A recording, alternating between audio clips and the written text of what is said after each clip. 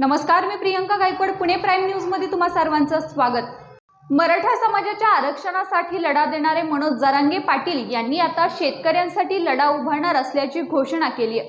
राज्य सरकारने मराठा समाजाला सगळे सोयरे आणि कुणबी प्रमाणपत्र देण्याचं आश्वासन दिलं, पण ते पूर्ण न केल्यामुळे आपण विधानसभा निवडणुकांची तयारी करत असल्याचं मनोज जरांगे यांनी आज 23 ऑगस्टला पत्रकार परिषद घेत म्हणाले। विशेष म्हणजे 29 ऑगस्टला विधानसभा निवडणुकांसंदर्भात मनोज जरांगे यांच्याकडून घोषणा करण्यात येणार होती, पण त्यांनी आपला निर्णय पुढे ढकललाय।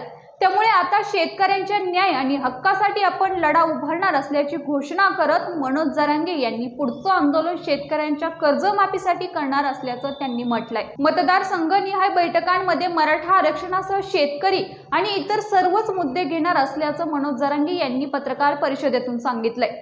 लवकरच शेतकऱ्यांसाठी आंदोलन सुरू करणार असून शेतकऱ्यांची कर्जमुक्ती झाली पाहिजे ही आमची प्रमुख मागणी आहे। शेतकऱ्यांची कर्जमाफी आणि पीक विम्याचे पैसे राहिले आहेत।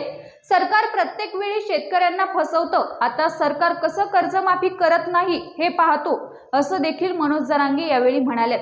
शेवटी समाजाचे अनेक प्रश्न आहेत, त्या बैठकीच्या माध्यमातून एकमेकाला प्रश्न सांगितले जातील। मतदारसंघाचे असतील, कारण वेगळे वेगळे विषय आहेत। जिल्हा बदलला, विभाग बदलला तर विषय वेगळे वेगळे आहेत, म्हणजे शेतकऱ्यांचे पण विषय वेगळे वेगळे आहेत। आता तर त्यासाठी सगळ्याच गोष्टी जाणून घ्यायच्यात म्हणल्यावर आपण मतदारसंघाच्या नुसार बैठका घेणार आहेत। मग मराठा आरक्षणाच्या मुद्द्यासह सगळेच मुद्दे, जे की आता शेतकऱ्यांचा मुद्दा आहे की आता आम्ही लवकरच आंदोलन सुरू करणार आहे शेतकऱ्यांसाठी। शेतकऱ्यांची पूर्ण कर्जमुक्ती झाली पाहिजे, माफी तर नाही, पूर्ण मुक्ती झाली पाहिजे शेतकऱ्यांची।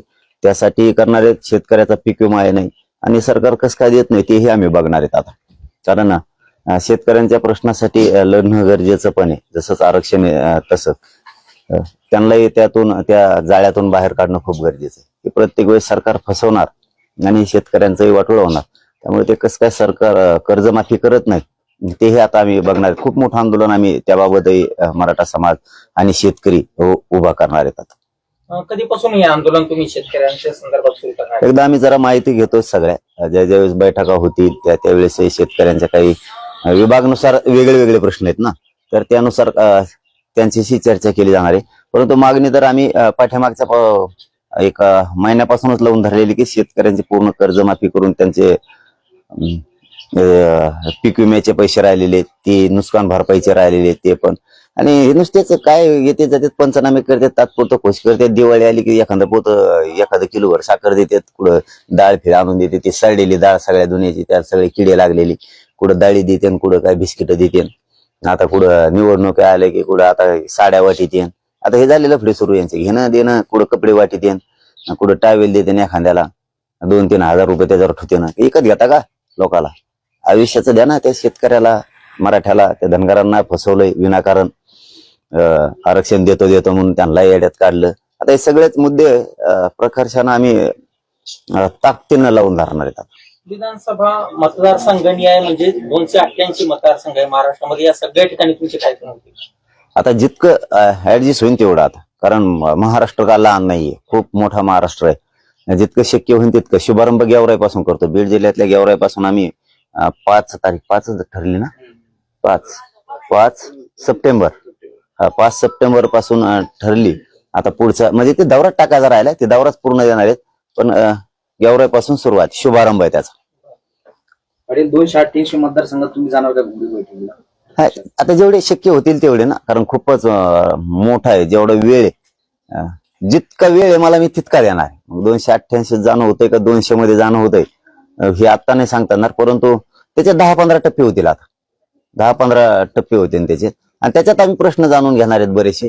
आमची भूमिका समाजासमोर आम्ही मांडणार आहेत। आरक्षणाला धोका दिला, मराठ्यांना दिला, धनगरांना दिला, 12 बलुतेदारांना दिला, ओबीसी जरी आरक्षणात असलं तरी त्याचे छोटे छोटे प्रश्न खूप आहेत की ते सोडले गेलेले नाहीत सामान्य ओबीसींचे।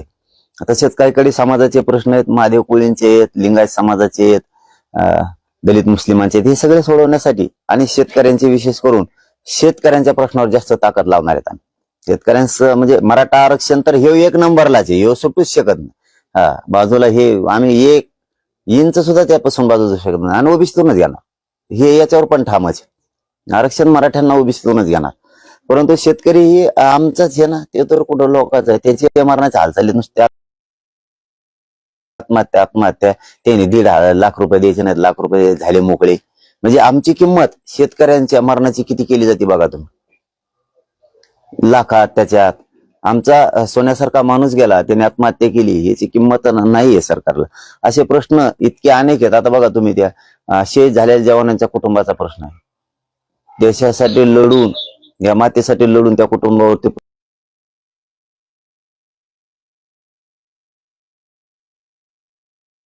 प्रचंड वेळ आली. परत त्या शिक्षकांचे प्रश्न आहेत, त्यांचे प्रचंड आहेत. आज सकाळी माझ्याकडे एसटी कर्मचारी आले होते, ते बी शेतकरीचे. त्यांनी नुसतीच एसटी दामटायची आणि पैसे सरकारला कमवून द्यायचे. त्याच्या प्रश्नाकडे कोण ध्यान द्यायना, त्याचा वेतन आयोग लागू करेना, काहीच नाही. नुसते आंदोलन करा एवढंच. यांना नीटच करणार आहे मी या सगळ्या प्रश्नावर. आता सरकारला नीट केल्याशी सोडत नाही. मला काय त्या जातीवाद करायचा नाहीये, मला काही देणं घेणं नाही, कारण मी काय छगन भुजबळच्या शाळा शिकलेलो नाही. त्याच्यामुळं ते जातीवादाचा धडा मी त्याच्याकडून घेतलेला नाहीये. मला जातीचं काय देणं घेणं नाहीये, मी जातीवाद करणार नाही. पण सगळ्या जातीचे प्रश्न सोडवल्याशिवाय सोडत नाही मी. यांना सुट्टी देत नाही सरकार, आणि कसं देत नाही यांच्याकडे बघतोच मी. आता मराठा आरक्षण तर नंबर 1लाच, ते तर ओबीसीहून घेतल्याशिवाय सोडणार. गेवराईपासून सुरुवात होणार आहे घोंगडी बैठकीला, समारोप कुठे असणार? आता नागपूर विदर्भातल्या लोकांचं म्हणणं आहे अमरावतीकडे करू, आता काहींचं म्हणणं आहे नागपूरला करू. आता पुण्यावले रात्रीपासून तरायला लागले, ते म्हणतात आमच्या मावळकडे करू, मुंबईतले म्हणतात मुंबईत करू. असं कन्फ्युजन झालंय आता.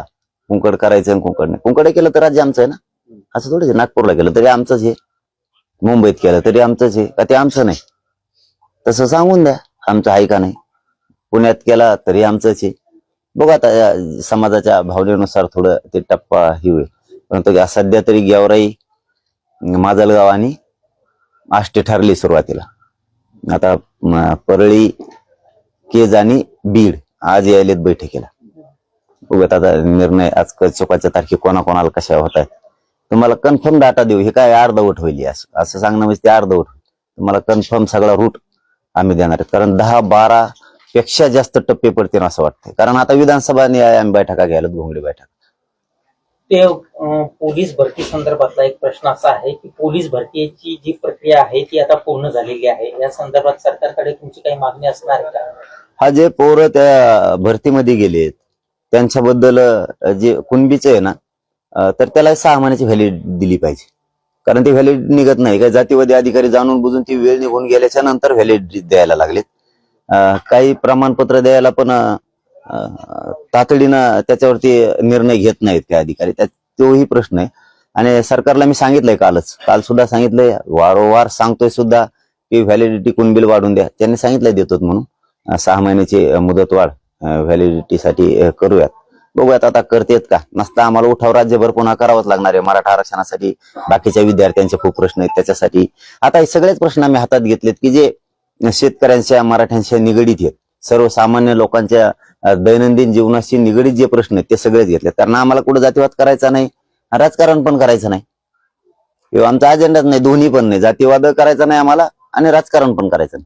सरकारने नाही ओळखून घेतलं तर त्याला नाविलाज, मग आमच्या पुढे पर्याय नाही. महाराष्ट्रातल्या निवडणुका पुढे ढकलल्या, त्याच्यामुळे हा वेळ मिळालाय का आता सगळ्या ठिकाणी मशागत करण्यासाठी? आणि नेमकं सरकारने अशा पद्धतीने का केलं? का इतर ठिकाणच्या जर कश्मीर बघितलं आपण, महाराष्ट्रासोबत ज्या ठिकाणच्या राज्याच्या निवडणुका आहेत त्या तर वेळेवरती घेतल्या जातात. मशागत त्यांना करायची होती, गोरगरीब फसवण्याची. त्यांना वेळ पाहिजे होता, वेळ काढून न्यायचा होता. पैसे आमचेच येते, 2000-3000 वाटीत येत नाही. 1500 कुठं 3000 हे आमचेच येतं. हे काय त्यांचं नाही, त्यांनी वावर नाही ऐकले काय. दादा, महत्वाचा एक प्रश्न आहे. हे होऊन द्या ना. त्यांनी काय ते वावर ऐकून पैसे दिलेले नाहीत ना, किंवा त्यांचे घर नाही ऐकले. आमचेच पैसे त्या आम्हाला दिले, टॅक्सच्या माध्यमातून आमचेच पैसा तिथं सारा म्हणून जमा होतो. शेत सारा असेल, अनेक असेल, आणि आमच्याच आम्हाला देते ना दिला. जसं काय त्यांचे घर ऐकून दिले त्यांनी आम्हाला. म्हणजे येड्यात काढायचं. आम्हाला त्या योजनेचा राग नाही, ती वाईट हे म्हणायचं नाही, पण राग आणि रोष काय यायला लागलाय. म्हणजे तुम्ही एवढं मोठं आरक्षण आमच्या हक्काचं आहे ते देत नाहीत. म्हणजे आम्हाला आयुष्याची सुविधा पाहिजे ते देत नाहीत. आणि ते चिरेमिरे देणार तुम्ही इकडून त्या जत्रातल्या रेवड्या फुटाण्या खाल्ल्यासारख्या 2-3 हजार आयुष्याला पुरंक आमच्या लेकराला. ते आम्हाला आमच्या लेकराचं भविष्य बघायला लागणार आहे. तुमच्या खुर्च्या बघून आम्हाला नाही ना चालणार. तुम्ही ते देत नाहीत. शेतकऱ्याला आयुष्याचं द्यायचं. तुम्ही पाणी द्या, लाईट द्या, त्यांच्या शेतीला भाव द्या. कशाला कर्जमाफी करायची सुद्धा गरज नाही. कर्जच होत नाही शेतकऱ्यावर. कोणी आत्महत्या होत नाही ना, आम्ही कोणी मरत बी नाही. तुम्ही मारायला जबाबदार तुम्ही शेत, कर्जबाजारी करायला सरकारच जबाबदार आहे. चारही बाजून हे सरकारच घेरते ना. आता ज्या निवडणुका ढकलल्यात ना, की जी एकूण रोष आहे मराठ्यांचा, धनगरांचा, मुस्लिम दलितांचा, बाराबोलीदारांचा, गोरगरीब ओबीसीचा जो रोष आहे ना, हे यांना झोप येऊन द्यायला, म्हणून त्यांनी त्या पुढे ढकलल्यात. काही कमी होणार नाही रोष, कारण तुम्ही आमचं वाटोळं करायला निघालात. आणि तुम्ही कुठं आता तात्पुरता आम्हाला लाडीगुडी लावलंय म्हणजे आमचा रोज जाणार आहे असं होणार नाही. कारण आमच्या लेकराचं वाटोळं आम्ही नाही होऊन देऊ शकत ना. आमच्या डोळ्यासमोर आमचे लेकरं दिसतात. आता आम्हाला तुमचा पक्ष आणि तुमचा सत्ता आमच्या डोळ्यासमोर दिसत नाही.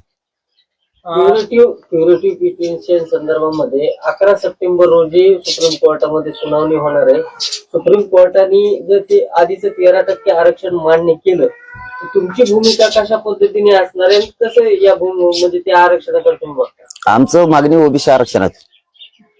आम्हाला दिल्लीकडच्या विषयी बोलायचेच नाही. ती मागणी आमची नाहीची, कारण ते टिकणारच नाही. काही केलं तरी टिकणार नाही. जर मराठा समाज मागास सिद्ध झाला हे जर मुख्यमंत्री विधानसभेच्या पटलावर म्हणत असले तर मागास सिद्ध झालेली जात ही ओबीसी आरक्षणात घ्यायला लागती. 50%च्या ओव्हर का घेतला आम्हाला? 50%च्या ओव्हर घ्यायचं कारण काय?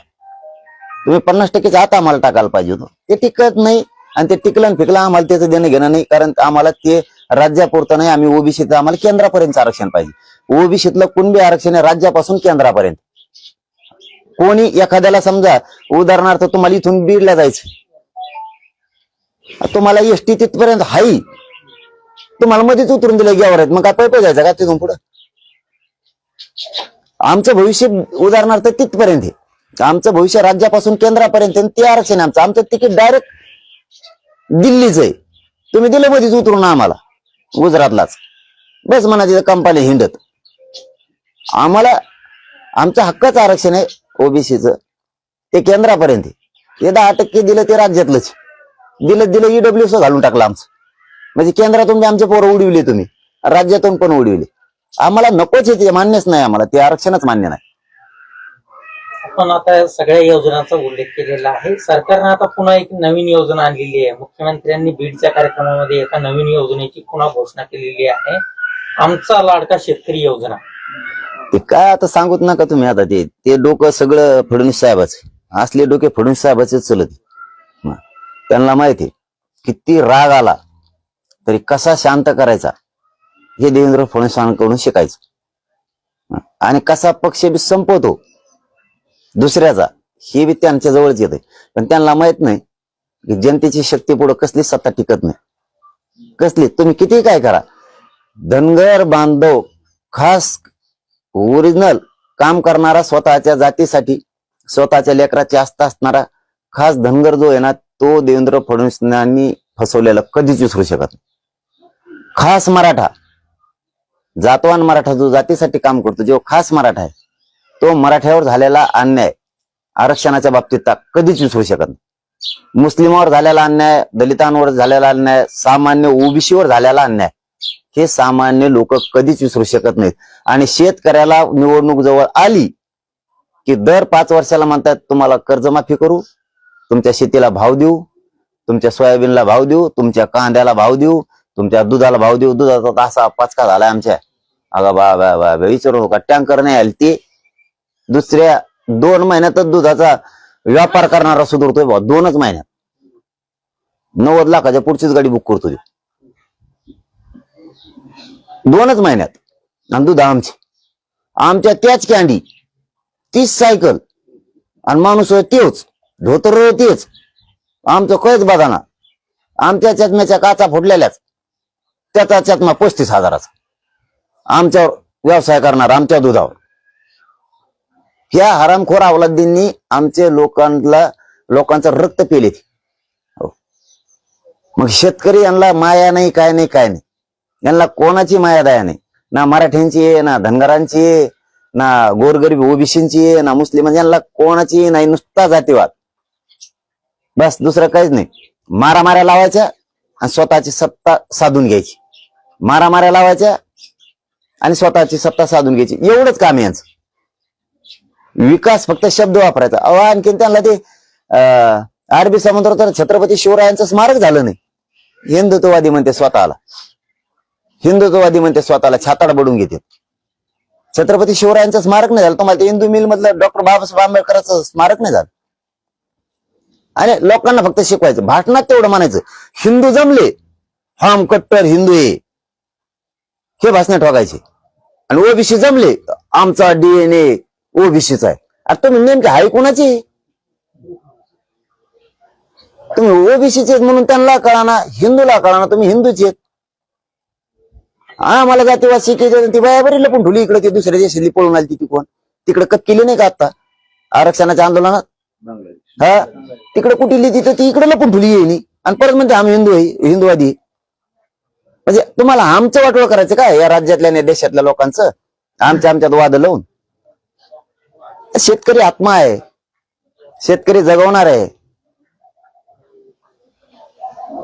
त्यांना जगवायचं सोडून खुर्च्या जगवायसाठी तुम्ही आमच्यात मारायला लावा लागले. ओबीसी तर मराठ्यात, धनगरात मराठ्यात, आमच्यात कुठा लावून देऊन मोकळे व्हायला लागले. काय विचार आहेत तुमचे डीप? त्यामुळे ना सामान्य जनतेने शहाणं होणं गरजेचं आहे. मला एवढं माहिती, सामान्य लोकांना शहाणं होणं खूप गरजेचं आहे. अशी लाट गोरगरिबांची कधी येणार नाही. गोरगरिबांनी याच्यात उडी मारा, स्वतः देणारे बना, आपला अन्याय बंद करा. म्हणजे एक शब्द या राज्यातून, म्हणजे महाराष्ट्रापासून ती पॅटर्न सुरू करू आपण, की महाराष्ट्रातून या राज्यातून आपला विचार सगळे राज्य घेतील, की आपल्याला वाटतं महाराष्ट्र पॅटर्न असा करावा की जी शब्द आहे तो कायमचा मोडून जाईल. तो शब्द असा आहे की बोलताना लोक बोलतात श्रीमंत श्रीमंत होत चालला आणि गरीब गरीब होत चालला. कारण श्रीमंताला मोठं करणारा गरीबच, जो गरीबाला मोठं होऊन देत नाही त्यालाच मराठी किंवा या राज्यातली जनता मतदान करते. म्हणून जो नेता किंवा जो श्रीमंत माणूस आहे सगळ्या जाती धर्मातला, तो गरीबाला मोठं होऊ देत नाही. मग तुम्ही त्याला मोठं का करता? गरीब त्याला मोठं का करता?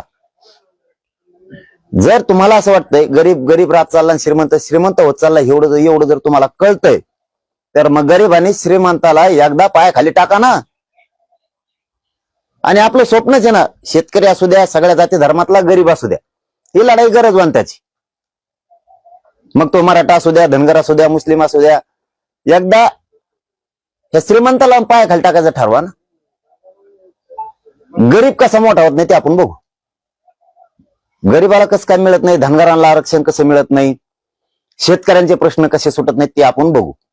दादा, अनेक नेते जे राजकीय पक्षाशी संबंधित आहेत ते तुम्हाला येऊन भेटतात. गेल्या आपण 5-6 दिवसापासून पाहिलं तर खूप मोठी रीत तुमच्याकडे सुरू आहे.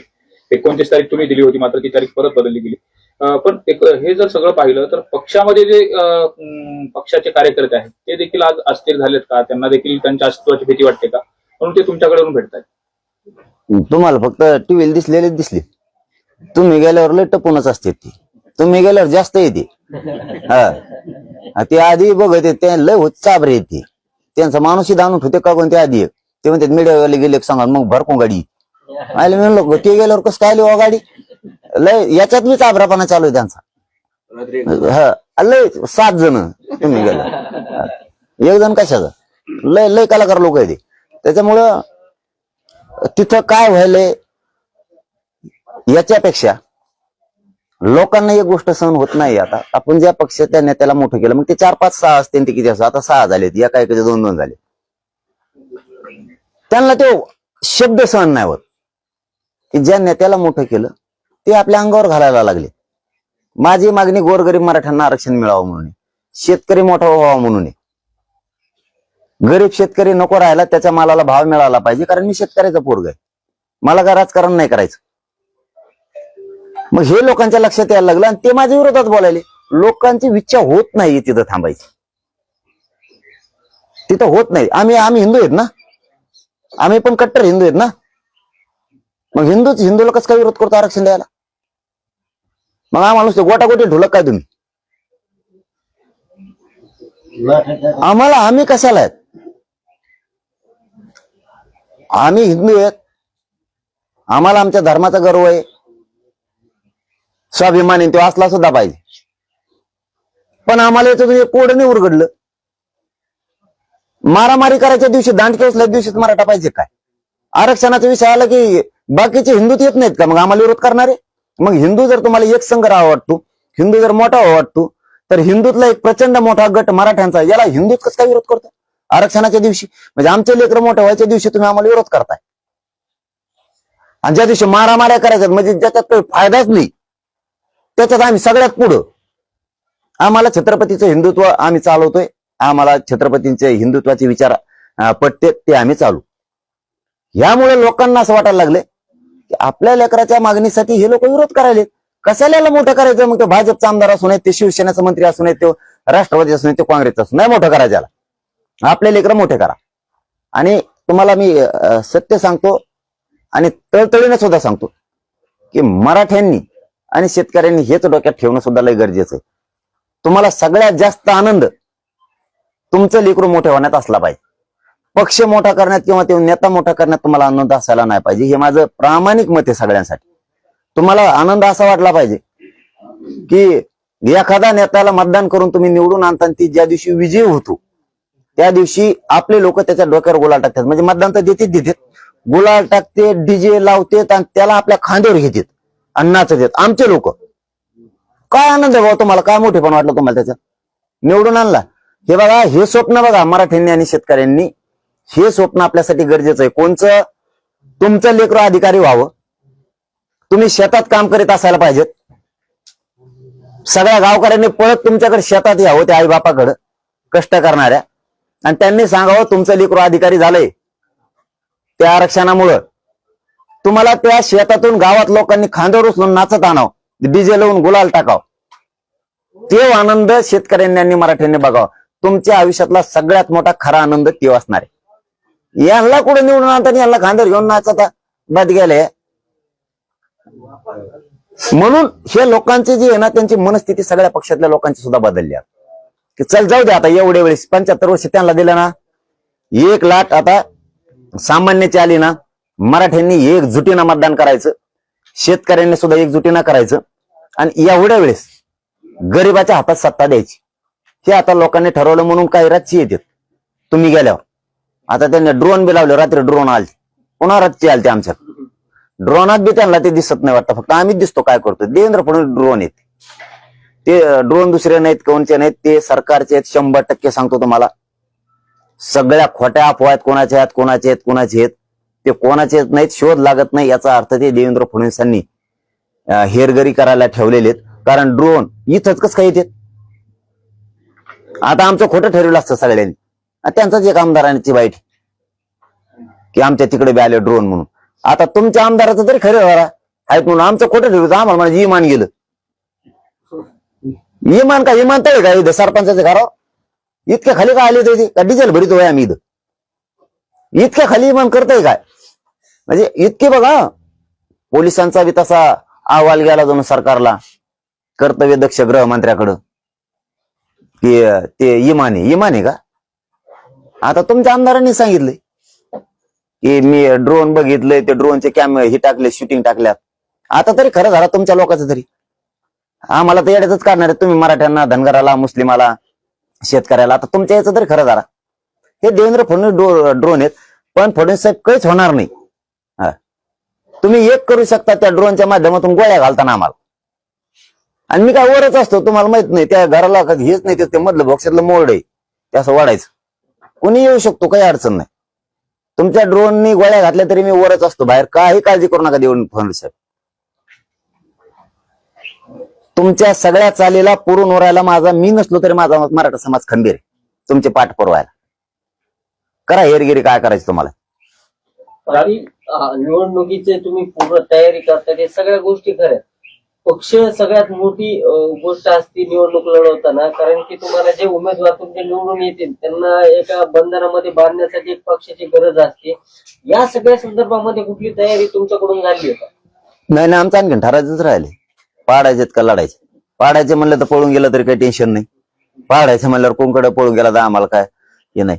आणि उभा करायचे ठरले तरी त्याची टप्पर नाही पळून जायची.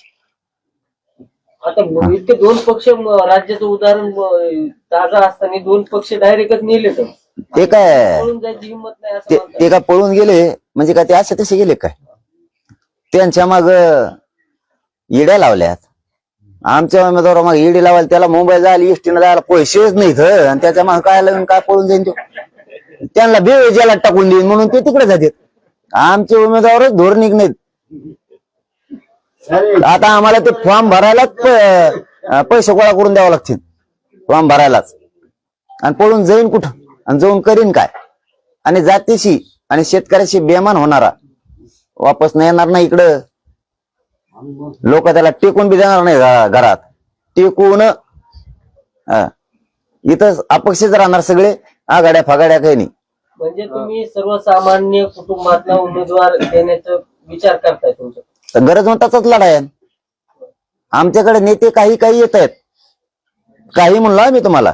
त्यातली बी आता काहींचं म्हणणं असं आहे, उदाहरणार्थ आता 87 आले, त्यातले अर्धे असे आहेत, जाऊ दे सांगतो, तुम्ही पत्रकारले कलाकार असतात, तुम्ही उकरून काढतानाच. त्यातले काही असे आहेत ते मला म्हणतात आमचे 6 पक्ष आणि तिकीट देणार दोघाला, आमचा चौघाचा कार्यक्रमच झाला. मग ते त्यांच्यात मध्ये ते घरानं काय परवडत नाही बा आम्हाला, तो म्हणतो हे घरानं नाही परवडत राहा आम्हाला, त्यांच्याच जुटलंय. ते म्हणतात मग त्याच्यापेक्षा तुमचं परवडत आहे, तुम्ही दगड ठेवा काय करता, मग ते पाडायला परवडत आम्हाला. म्हणजे एवढी खतखत त्यांच्या बी पक्षात, त्या 6 पक्षात. ही गरजवंताची लढाई, कोणाला तिकीट द्यायचंय हे मात्र मी त्या मतदारसंघातला जेवढी इच्छुक आहेत तेवढ्याच्या समोर ठेवणारे की यातला कोण एक द्यायचा. मग ते मतदारसंघातले लोक चॉईस करते कोण द्यायचा. मग तो गरीब द्यायचा का श्रीमंत द्यायचा ते ठरते. निवडून आणायला सभा घ्यायला मी. क्रायटेरिया काय ठरवला तुम्ही नेमका त्याचा? आणखीन नाही, इतक्या लवकर उघड केलं की मग देवेंद्र फडणवीस निवडणूक त्याच्यामुळे पुढे ढकली. मी राजकारणातले पत्ते पण करीत नसतात म्हणतात, मी बी अर्धेच करतो ना अर्धे तसेच ठेवतो. ते ना आमच्यावर षडयंत्र टाकलं होतं. आता ही डाव आहे फडणवीस साहेबांचा निवडणूक पुढे ढकलायचा.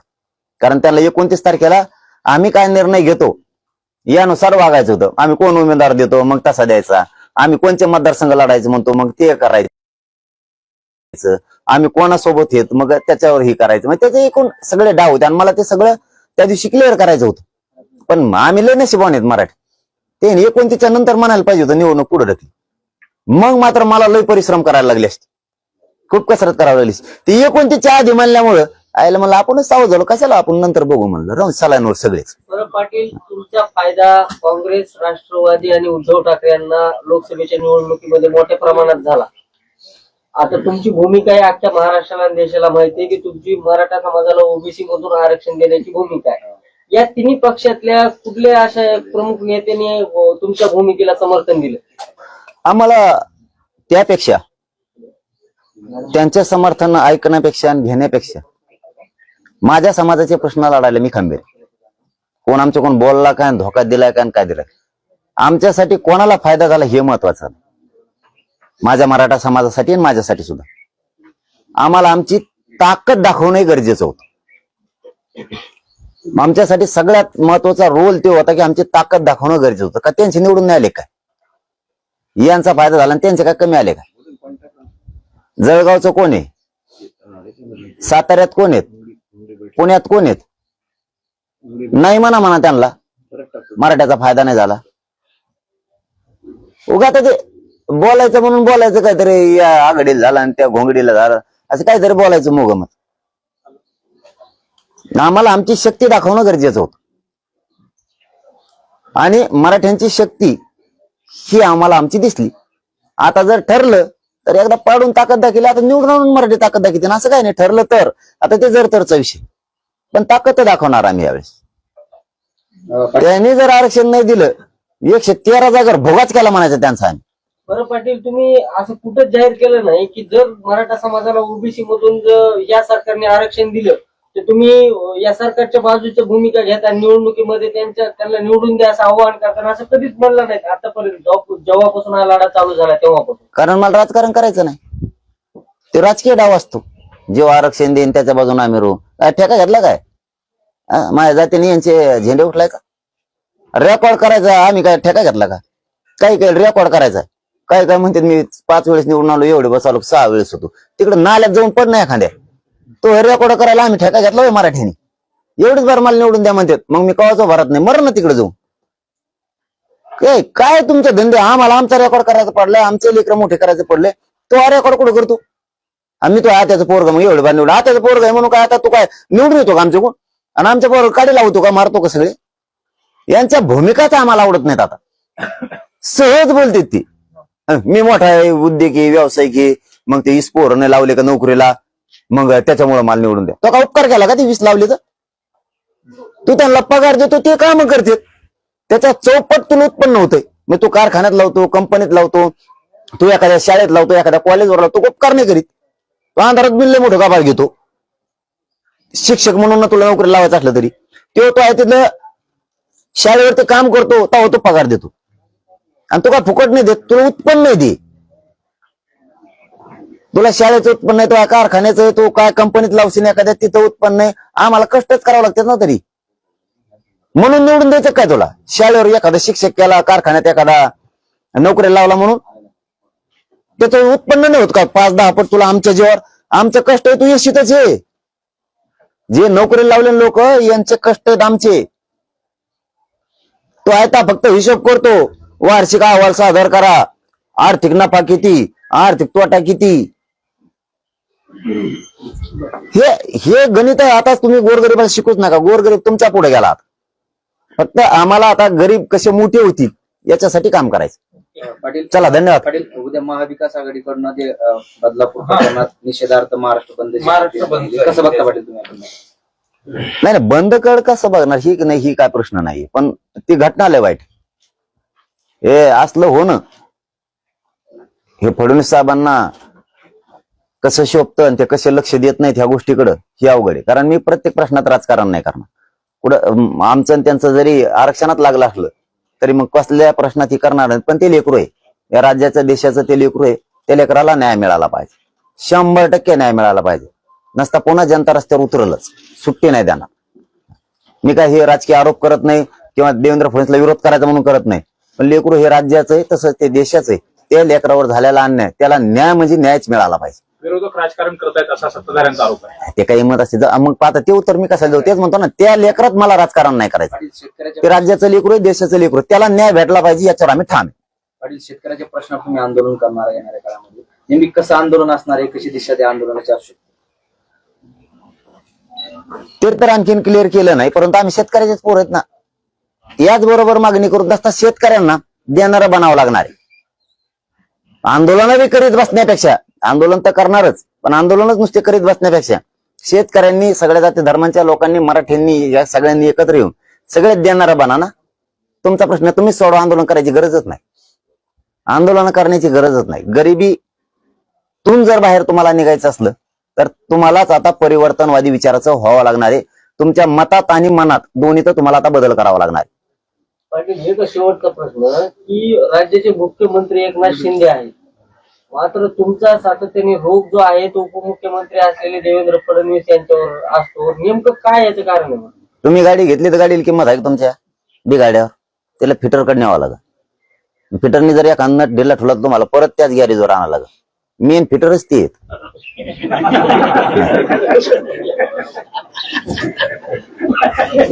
मेन फिटरच ते, दुसऱ्याला बोलून करता काय?